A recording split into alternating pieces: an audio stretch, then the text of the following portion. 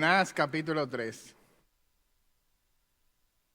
Estaremos predicando bajo el título Señales de un verdadero avivamiento. Señales de un verdadero avivamiento. Jonás capítulo 3. Leemos en el nombre de Jesús. Vino palabra de Jehová por segunda vez a Jonás diciendo: levántate y ve a Nínive, aquella gran ciudad, y proclama en ella el mensaje que yo te diré. Y se levantó Jonás y fue a Nínive conforme a la palabra de Jehová.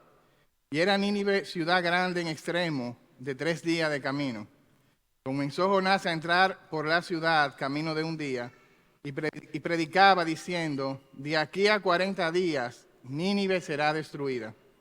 Y los hombres de Nínive creyeron a Dios, proclamaron ayuno, y se vistieron de cilicio, y desde el mayor hasta el menor de ellos.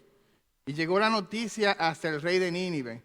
Se levantó de su silla, se despojó de su vestido y se cubrió de cilicio y se sentó sobre ceniza. E hizo proclamar y anunciar en Nínive, por mandato del rey y de sus grandes, diciendo: hombres y animales, bueyes y ovejas, no gusten cosa alguna, no se les dé alimento ni beban agua, sino cúbranse de cilicio hombres y animales. Y clamen a Dios fuertemente, y conviértanse cada uno de su mal camino, de la rapiña que hay en sus manos. ¿Quién sabe si se volverá y se arrepentirá Dios, y apartará del ardor de su ira, y no pereceremos? Y vio Dios lo que hicieron, que se convirtieron de su mal camino, y se arrepintió del mal que le había dicho que les haría, y no lo hizo. Muchos de ustedes quizás habrán escuchado de lo que sucedió en una famosa universidad de los Estados Unidos, en Kentucky. Un servicio tradicional en la capilla de esta universidad se extendió por varias semanas. Miles de personas de los Estados Unidos y de otras partes del mundo acudieron a ese lugar a presenciar lo que fue llamado como un gran avivamiento. La pregunta que muchos se hicieron ¿es esto un verdadero avivamiento? ¿Es esto una obra de Dios o es un movimiento fabricado por el hombre? Muchos pastores dijeron que sí, que se trataba de un verdadero avivamiento. Otros famosos pastores dijeron que no. Y otros prefirieron esperar a que el tiempo sea que determine si lo que ocurrió en esta universidad puede ser llamado como un verdadero avivamiento.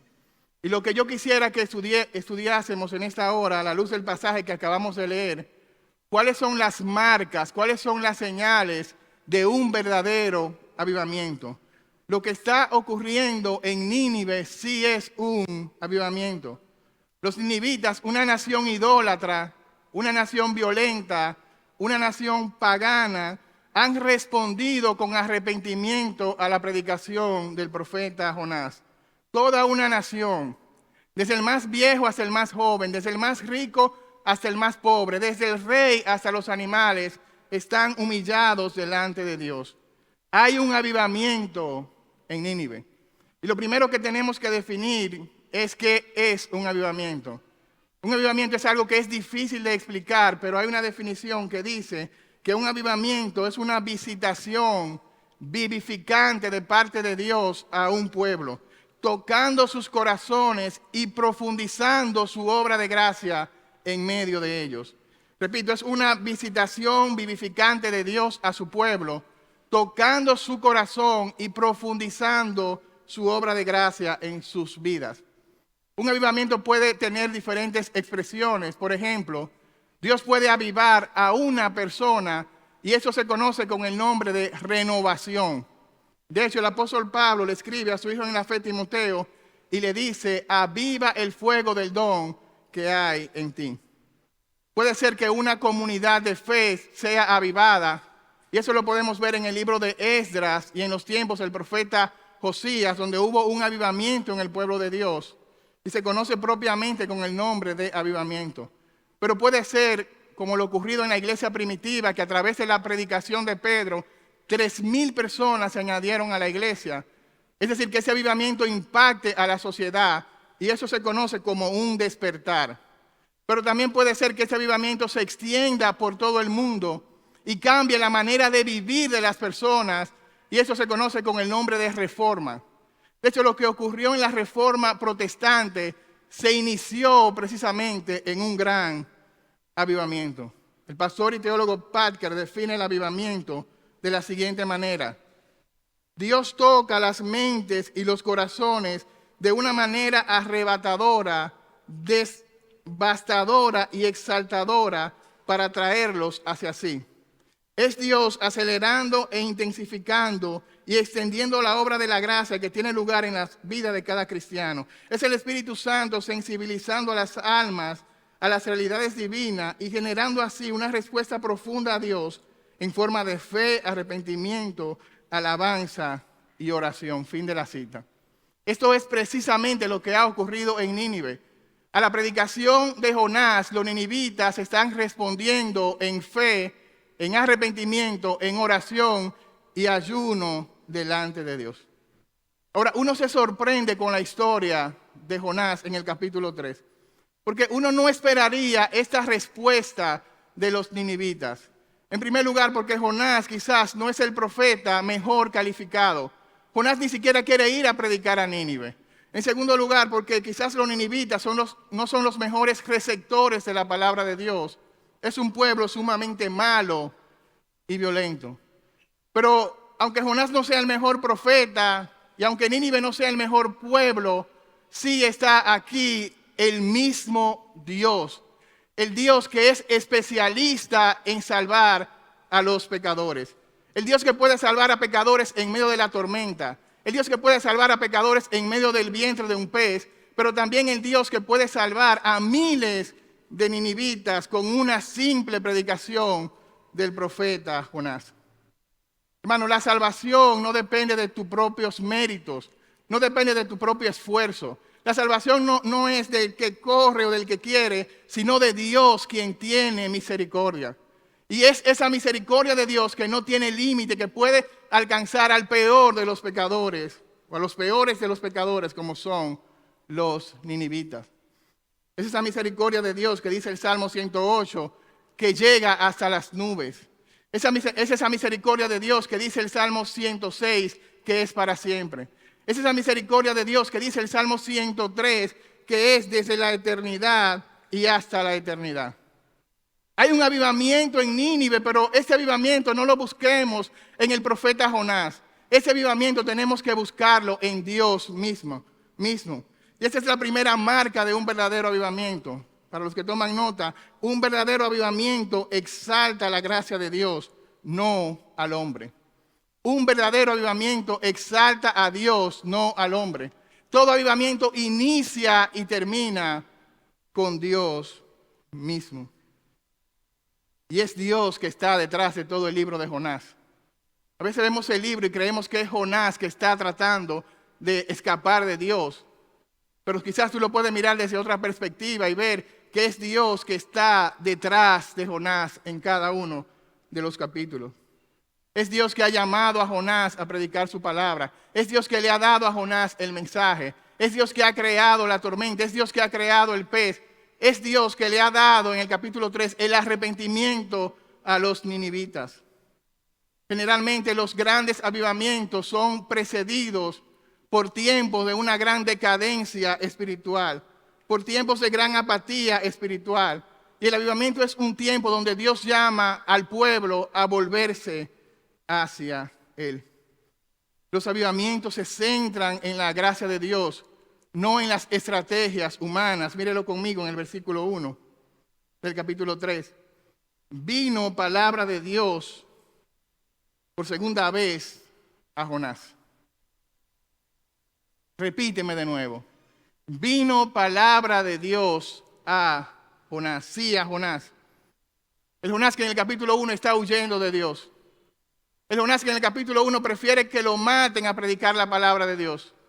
El Jonás que está durmiendo en medio de la tormenta en vez de predicarle a los marineros. Lo que Jonás está recibiendo es un nuevo llamado de Dios. Ahora, no sabemos qué tiempo pasó desde que el pez vomitara a Jonás hasta que Jonás llegara a Nínive. Recuerde que Jonás ofreció votos al Señor y probablemente él fue a Jerusalén, cumplió con los votos en el templo y luego se fue a Nínive. pero también es muy probable que este pez vomitara a Jonás directamente en la playa de Nínive. Todo avivamiento exalta la gracia de Dios y esa es una gracia que salva a pecadores. Capítulo 2, versículo 9, léalo conmigo. La salvación es del Señor. Capítulo 3, versículo 2, levántate y ve a Nínive, aquella gran ciudad. Y esa expresión, aquella gran ciudad, lo que significa que esa ciudad era grande para Dios. Que esa ciudad, aunque era insignificante para Israel, aunque era insignificante para Jonás, esa ciudad era importante para Dios. Y si queremos saber por qué esa ciudad era grande para Dios, usted puede ir al capítulo 4 y Dios mismo dice que había personas en Nínive que no podían distinguir entre su mano derecha y su mano izquierda. Es una ciudad repleta de personas que no han conocido al Dios verdadero. Es una ciudad repleta de personas que no han escuchado la proclamación de la palabra de Dios. Es una ciudad que está llena de personas que están perdidas. Y el corazón de Dios late profundamente por las personas que están perdidas. Él vino, Jesús, a buscar y a salvar aquello que se había perdido. Pero la gracia de Dios no solamente salva a pecadores. En segundo lugar, la gracia de Dios usa a pecadores. Dice que es un segundo llamado para Jonás. Y si usted compara este versículo con el que aparece en el capítulo 1, es prácticamente el mismo versículo, solamente que añade la palabra por segunda vez. Hermano, Jonás tenía todas las condiciones para ser descalificado por Dios. Dios pudo buscar un nuevo profeta, pero acá dice que Dios le dio una segunda oportunidad a Jonás. Gloria a Dios, porque nuestro Dios es un Dios de segundas, de terceras y de infinitas oportunidades. Le dio una segunda oportunidad a Jonás en el capítulo 3, pero no fue la única oportunidad, porque en el capítulo 4, que lo veremos más adelante, Dios le da a Jonás una tercera oportunidad.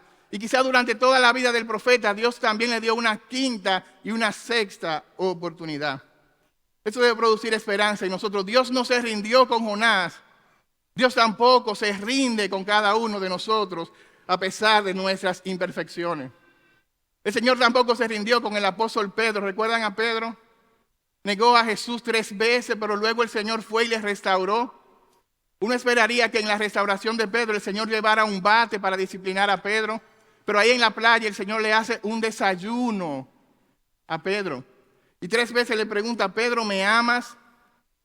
Pedro, ¿me amas?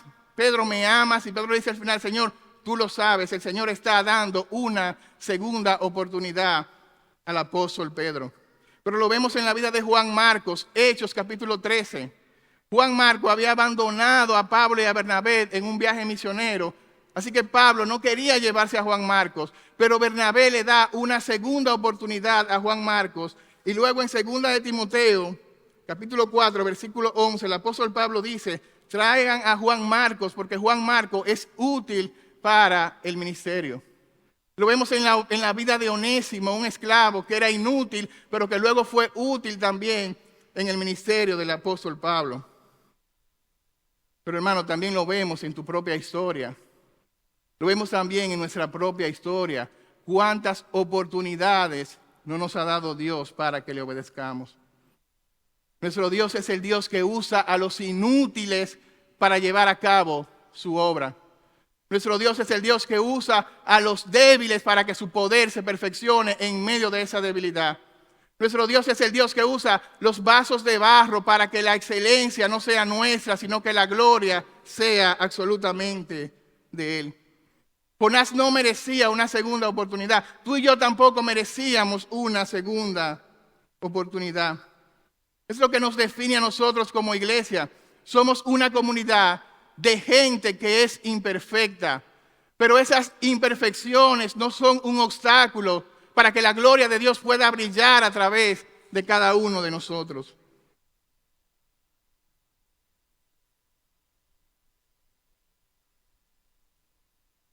No es la historia de Jonás. Es la historia de cada hombre de Dios a lo largo de toda la historia de la Biblia. Abraham era un anciano. José era un esclavo. Moisés era un simple pastor de ovejas era tartamudo. Gedeón era temeroso, era pobre.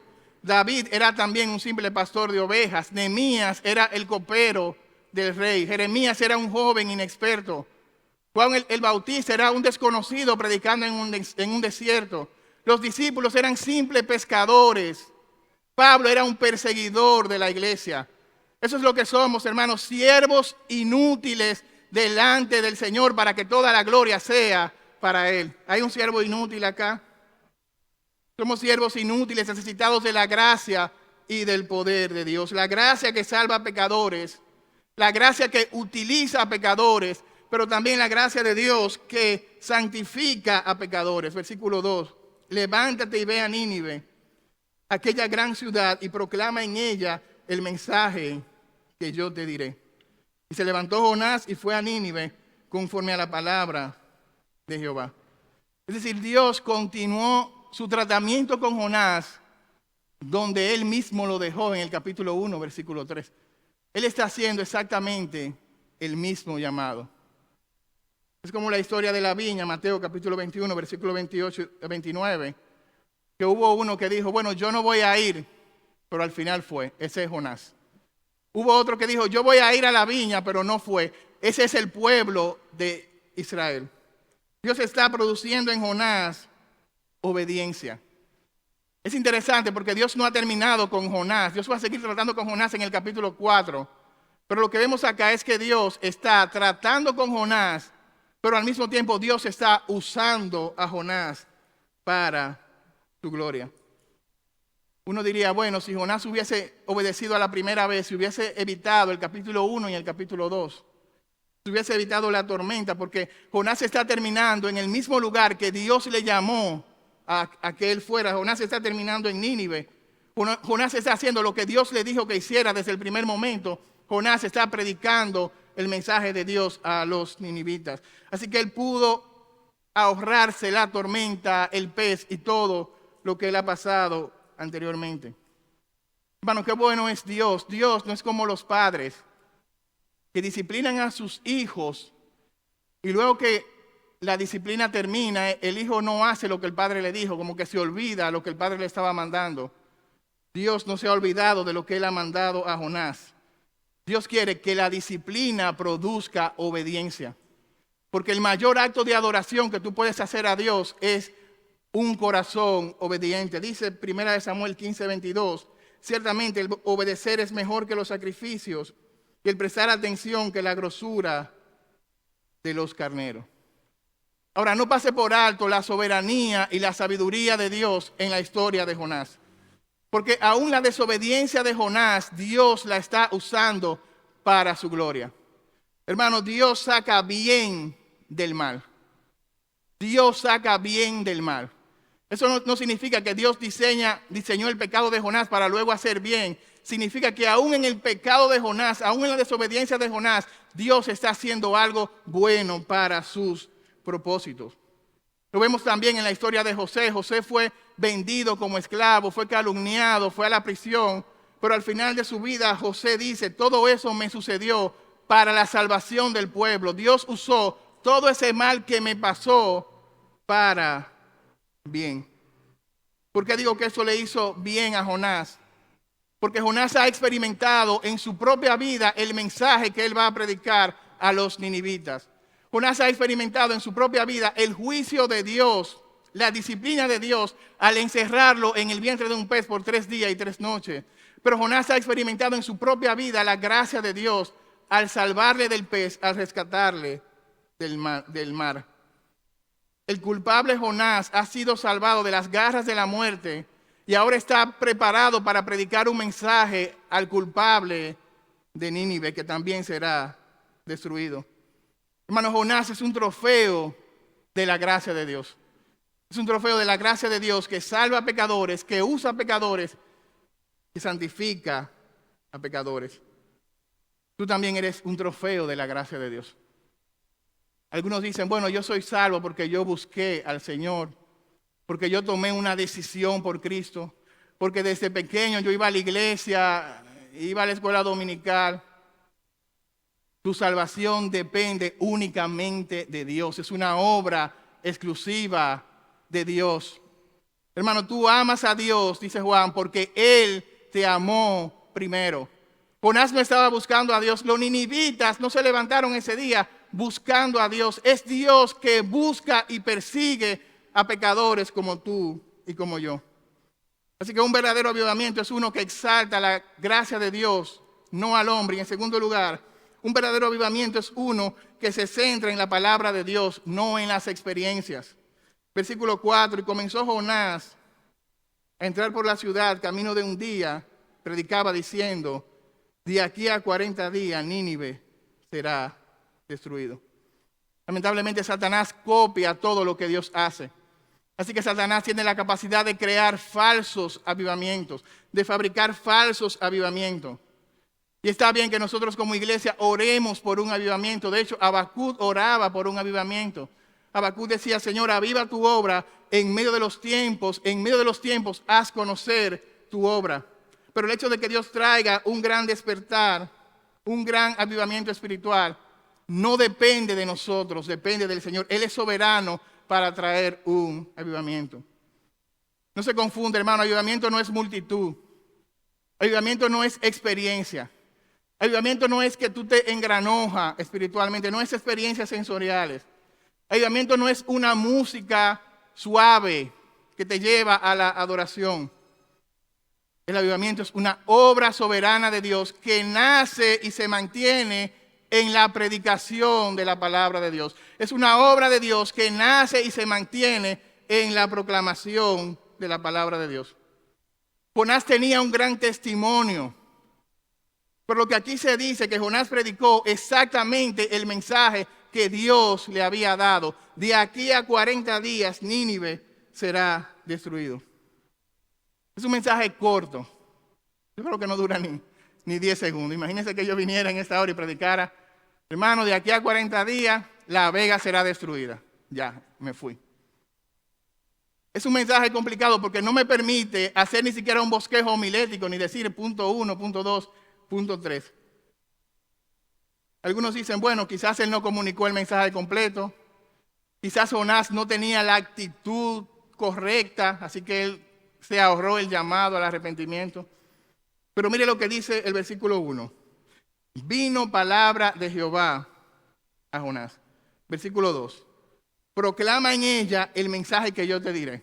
Versículo 3. Y Jonás fue a Nínive y proclamó, y fue a Nínive conforme a la palabra de Jehová. Él está comunicando exactamente el mensaje que Dios le ha dicho que comunicara. Él está comunicando, no sus experiencias, él está comunicando la palabra de Dios. La palabra de Dios que convierte el alma. La palabra de Dios que hace sabio al sencillo. La palabra de Dios que alumbra nuestros ojos. La palabra de Dios que es verdad. La palabra de Dios que es más dulce que la miel. La palabra de Dios que permanece para siempre. La palabra de Dios es la única que puede salvar a los ninivitas. El fósforo que enciende todo avivamiento es la proclamación de la palabra de Dios. Es la palabra de Dios que está siendo predicada y los ninivitas están respondiendo de una forma radical a la proclamación de la palabra de Dios. Vaya conmigo a Nehemías capítulo 8, versículo 8.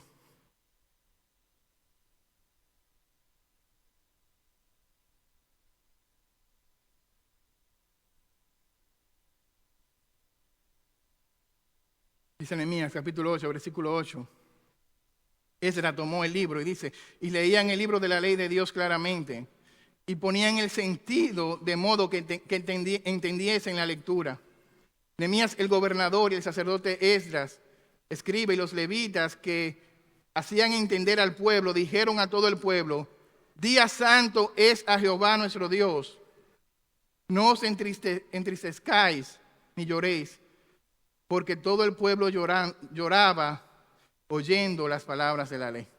Hubo un avivamiento en tiempos de Esdras, todo el pueblo está llorando y quebrantado, pero está llorando porque están escuchando la palabra de la ley, están escuchando la palabra de Dios. Pero si usted se va a Segunda de Reyes, capítulo 22, Josías, un rey de 18 años, al momento de encontrar el libro de la ley en medio del polvo, Josías leyó la ley a todo el pueblo y todo el pueblo hizo pacto delante de Dios y todo el pueblo se consagró delante de Dios. Y Josías implementó una serie de reformas dentro del pueblo luego de volverse a la palabra de Dios. Todo avivamiento inicia y se mantiene por la proclamación de la palabra de Dios.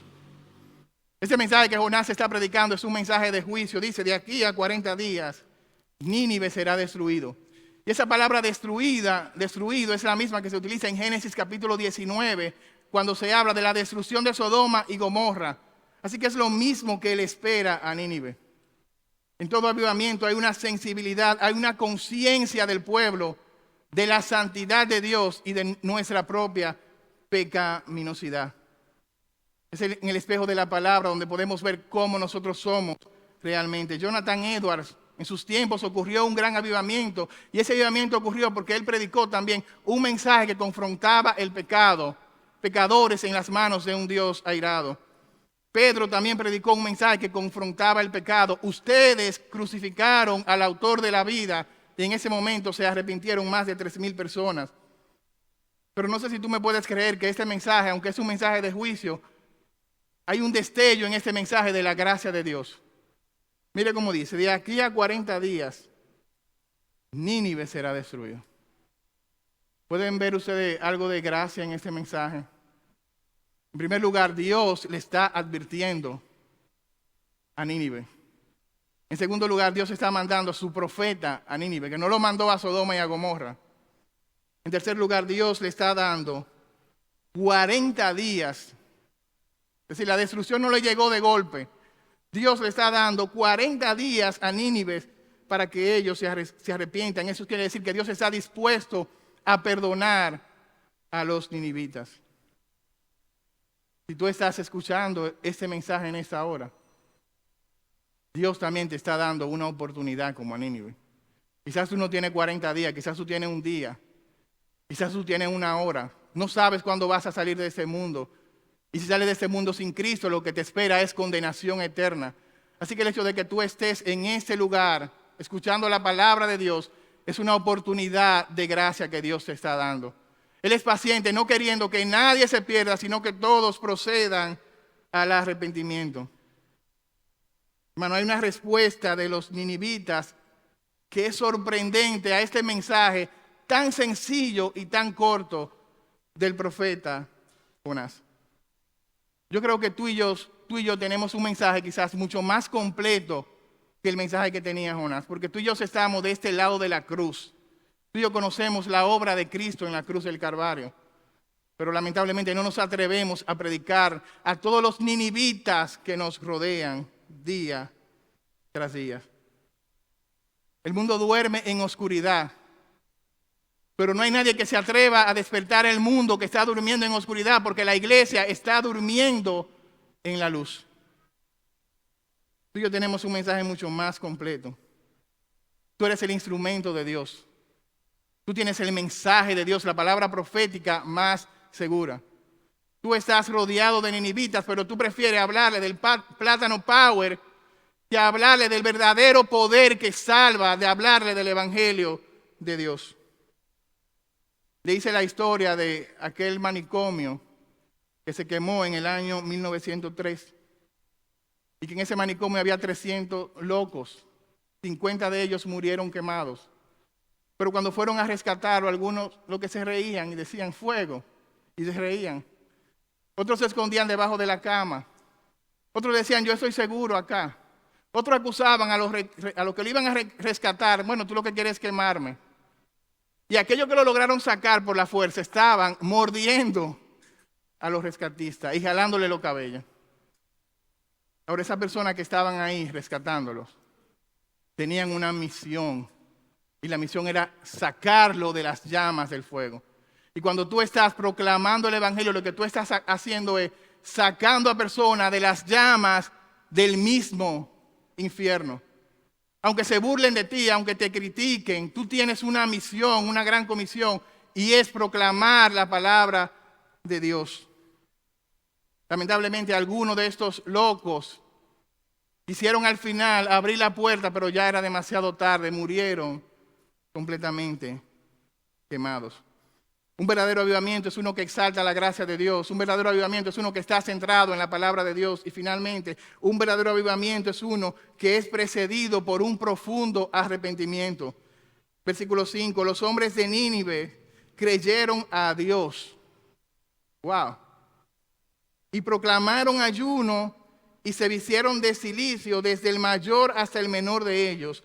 Una nación completamente arrepentida. Y esa palabra creyeron es la misma que se utiliza en Génesis capítulo 15 para hablar de la fe de Abraham. Ellos confiaron completamente en Dios, en el Dios que ellos no conocían, pero que Jonás le está presentando en ese momento. Desde el mayor al menor, desde el más rico hasta el más pobre. No solamente creyeron, ayunaron e hicieron cilicio delante de Dios. Pero mire cómo eso se extiende hasta el gobernador, versículo 6, hasta el rey. Llegó la noticia hasta el rey de Nínive y se levantó de su silla, se despojó de su vestido y se cubrió de cilicio y se sentó sobre ceniza e hizo proclamar y anunciar en Nínive por mandato del rey y de sus grandes, diciendo: hombres y animales, bueyes y ovejas, no gusten cosa alguna, no se les dé alimento ni beban agua, sino cúbranse de cilicio, hombres y animales, y clamen a Dios, note ahí, fuertemente. Conviértanse cada uno de su mal camino, de la rapiña que hay en sus manos. Es un avivamiento que no solamente llegó al pueblo, llegó al propio rey, que se levantó de su silla como diciendo: aquí no soy yo que debo de gobernar, aquí no soy yo que debo reinar, quien debe reinar sobre Nínive es Dios. Hizo cilicio, hizo ayuno por toda la nación. Ahora, la desesperación es tan grande que él proclamó un decreto que parece un poco extremo, porque dice: todos deben ayunar, todos deben de clamar a Dios fuertemente, y aún los animales deben de ayunar. Eso no era una práctica en el pueblo de Dios, que los animales ayunaran, pero sí parece que era una práctica en Nínive. Los animales también iban a ser destruidos. Dice Job capítulo 38, versículo 41. ¿Quién prepara al cuervo su alimento cuando sus polluelos claman a Dios y andan errantes por falta de comida? Así que aún los animales en Nínive están clamando a Dios. Ahora dice que ellos se arrepintieron. Esa palabra arrepentir significa un cambio radical. No simplemente es entristecerse por el pecado, es un cambio en su estilo de vida. El que encubre su pecado, hermano, no prosperará. Pero el que lo confiesa y se aparta, alcanzará misericordia. Y eso es lo que está pasando en Nínive. Ellos están confesando su pecado, pero ellos también se están apartando de sus malos caminos. Dice Agustín de Hipona: cuando un hombre descubre sus faltas, Dios la cubre. Cuando un hombre las esconde, Dios las descubre. Pero cuando un hombre las reconoce, Dios las olvida. Este pueblo está consciente de su propio pecado. Y dice el versículo 9, el rey dice: ¿quién sabe si se volverá a Dios y se arrepentirá y se apartará el ardor de su ira y no pereceremos? Él está confiado en la misericordia de Dios y dice: Dios se puede arrepentir. Eso no significa que Dios cambia, porque en Dios no hay mudanza ni sombra de variación, sino que la sentencia de Dios estaba condicionada al arrepentimiento del pueblo, y como el pueblo cambió, entonces el trato de Dios con el pueblo también cambió. Jeremías 18:7 lo dice de esta manera: en un instante hablaré contra pueblo y contra reinos para arrancar, para derribar, para destruir, pero si esos pueblos se convierten de su maldad contra la cual hablé, yo me arrepentiré del mal que le había pensado hacerles. Es como aquel emperador chino que fue a destruir a sus enemigos completamente. Pero cuando él llegó delante de sus enemigos, ellos estaban esperando a sus enemigos que él lo iba a decapitar a todos. Pero él empezó a tratarles con amor, con misericordia. Y ese pueblo que era enemigo del emperador se convirtió en amigo. Así que cuando los capitanes le dijeron: pero no vinimos a matar a los enemigos, el rey le dijo: pero que ya yo no tengo enemigos. Todos los que están aquí son mis amigos, y no lo destruyó. Dios está a punto de descender a destruir a Nínive. Nínive, una nación violenta, idólatra, pagana. Pero cuando Dios desciende a destruir a Nínive, lo que se encuentra es una Nínive que está arrepentida, que está humillada delante de Dios, que está orando, que está haciendo cilicio y que está clamando fuertemente a Dios por misericordia. ¿Qué pasaría si toda esta nación, República Dominicana, se humilla delante de Dios? ¿Qué pasaría si nuestro presidente, si todo su gabinete se humilla, se convierte al Señor y se humilla delante de Él? Hermano, ¿qué pasaría si la iglesia, si sus líderes, si cada miembro, desde el más grande hasta el más pequeño, se convierte realmente de sus malos caminos, decide tomar en serio la palabra de Dios, decide buscar a Dios de todo corazón? Pero ¿qué pasaría si tu familia, el padre, la madre, los hijos, toman la determinación de buscar de Dios seriamente? Pero ¿qué pasaría si por lo menos un miembro de tu familia, tú, tomases la determinación de consagrarte completamente a Dios, de arrepentirte de tus malos caminos y de rendirte delante de Dios? Quizás llegaría un verdadero avivamiento.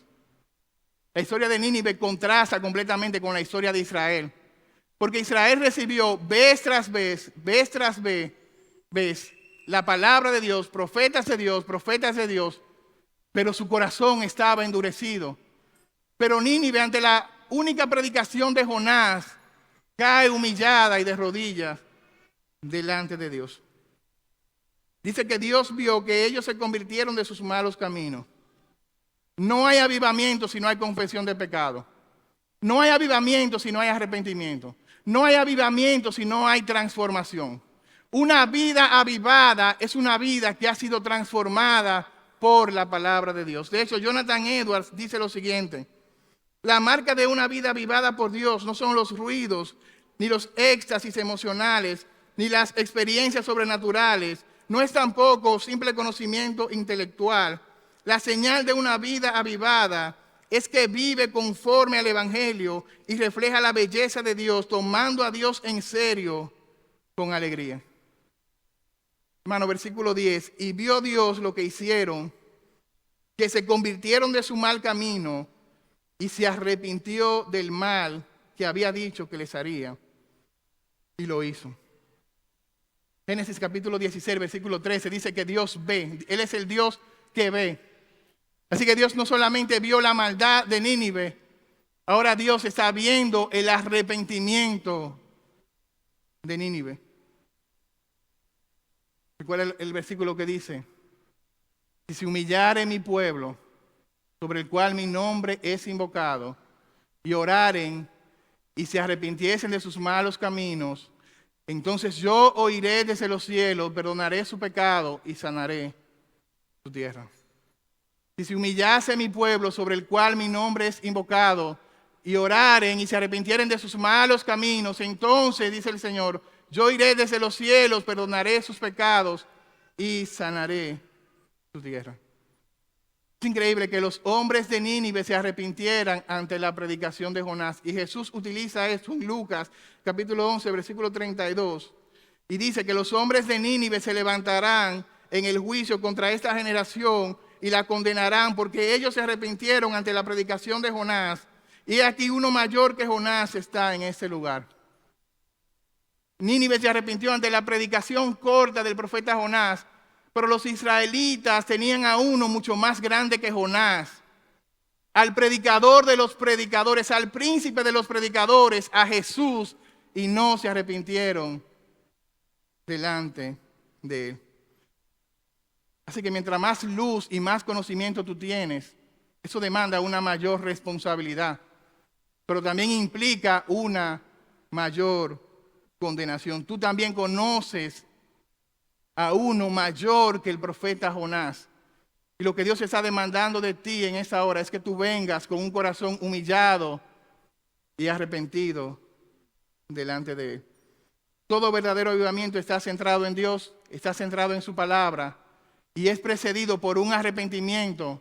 Y el fruto de este avivamiento son vidas que están siendo transformadas por la palabra de Dios. El avivamiento de una nación comienza por el avivamiento de una iglesia. El avivamiento de una iglesia puede comenzar por el avivamiento de una familia. El avivamiento de una familia puede comenzar por el avivamiento de uno de los miembros de esa familia. Y eso lo veremos en el capítulo 4. Nínive fue salva, pero Dios tiene que seguir tratando con su profeta. Dios tiene que seguir tratando con el corazón de Jonás. Habrá quizás en ese lugar alguna vida que pueda orar en esta hora. Inclina tus ojos. Y te voy a dar un minuto para que tú puedas reflexionar en la palabra de Dios. Y que pueda orar y venir en arrepentimiento delante de Dios. Reconocer su pecado. Confesar su pecado. Y decir, Señor, yo quiero que tú me avives. Yo quiero que tú me saques de esta decadencia espiritual. Yo quiero tomar en serio tu gloria. Yo quiero tomar en serio tu palabra. Permíteme, mientras tú inclinas tu rostro, leerte esta oración puritana que se encuentra en el Valle de la Visión. Reflexiona en estas palabras de esta oración que dice: Señor Jesús, dame un arrepentimiento más profundo, un horror del pecado, el pavor de aproximarme a Él. Señor Jesús, ayúdame en mi debilidad a huir de Él y celosamente resolver en mi corazón que mi corazón será solamente tuyo. Dame una confianza más profunda para que yo pueda perderme, para encontrar en ti el lugar de mi reposo, la primavera de mi ser. Dame un conocimiento más profundo de ti como mi Salvador. Maestro, Señor y Rey, dame una mayor fuerza en la oración secreta. Dame más dulzura en tu palabra, más seguridad de tu verdad. Dame una santidad más profunda en el hablar, en el pensar, en el actuar. Y no me dejes buscar la virtud moral aparte de ti. Sé profundo en mí, gran Señor, labrador celestial, para que mi ser sea un campo arado, para que las raíces de tu gracia se extiendan en todas partes, hasta que solamente tú seas visto en mí. Tu belleza dorada como cosecha de verano, tu fecundidad como abundancia de otoño. Yo no tengo ningún maestro, sino tú solamente. Ninguna ley, sino tu voluntad. Ningún placer, sino tú mismo. Ninguna riqueza, sino la que tú me das. Ningún bien, sino tu bendición. Ninguna paz, sino la que tú me concedes. Yo no soy nada, Señor, sino lo que tú me haces que sea. Yo no tengo nada, sino lo que recibo de ti. Yo no puedo ser nada más esta gracia que me adorna. Señor Jesús, vacíame profundamente, amado Señor, y luego lléname a punto de rebosar con agua de vida. Amén. Señor, añada bendición a su palabra.